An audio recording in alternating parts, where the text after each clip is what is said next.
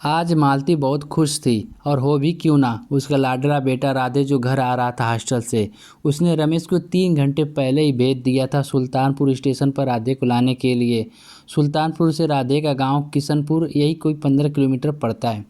मालती को फिक्र हो रही थी कि बच्चा साल बर्बाद आ रहा है, अकेला परेशान ना हो, और अंधेरा भी हो रहा था, इसलिए अपने पति रमेश को लाने के लिए भेज दिया था।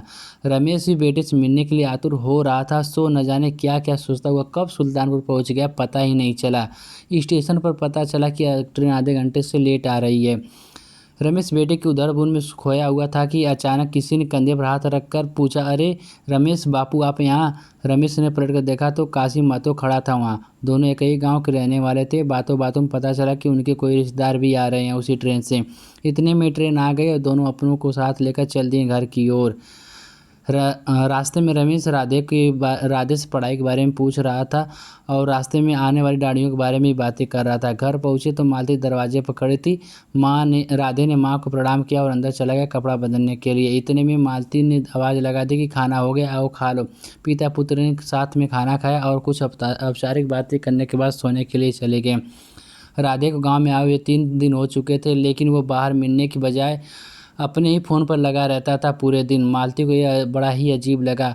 बेटा छुट्टियों में गांव आया है और किसी से मिलने के बजाय पूरे दिन फ़ोन पर लगा रहता है, आखिर नहीं रह गया तो उसने पूछ ही लिया रमेश से, ये जी सुनते हो, ऐसा क्या है इस फ़ोन में जो पूरा दिन टुकुर टुकुर देखता रहता है इसको। रमेश ने बातों को थामते हुए कहा, होगा क्या, अपने दोस्तों से बातचीत करता होगा और क्या।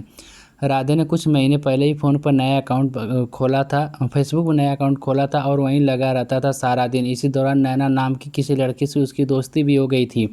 अब राधे पूरा दिन उसी से चैट खेलता रहता था। नैना का नशा हो गया था उसको। फेसबुक की आभासी दुनिया किसी वास्तविक दुनिया से कम थोड़ी है। कई सारे मित्र मिल जाते हैं वहाँ जो उसकी तस्वीरों पर नाइस पिक लिखकर हौसला अफजाई करते थे। वास्तविक दुनिया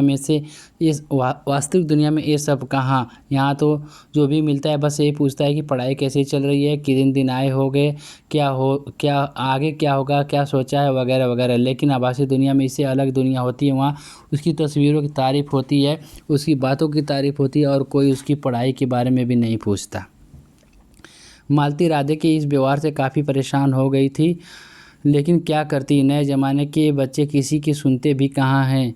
थक हार कर उसने रमेश से कहा तो रमेश ने राधे को बुलाकर समझाना शुरू किया, बेटा इस फ़ोन की दुनिया में कुछ नहीं रखा है, ये दोस्त कभी काम नहीं आने वाले हैं। इस आभासी दुनिया से निकलकर बाहर आ जाओ, हकीकत का सामना करो। लेकिन राधे सुनकर भी अनसुना कर दिया करता था।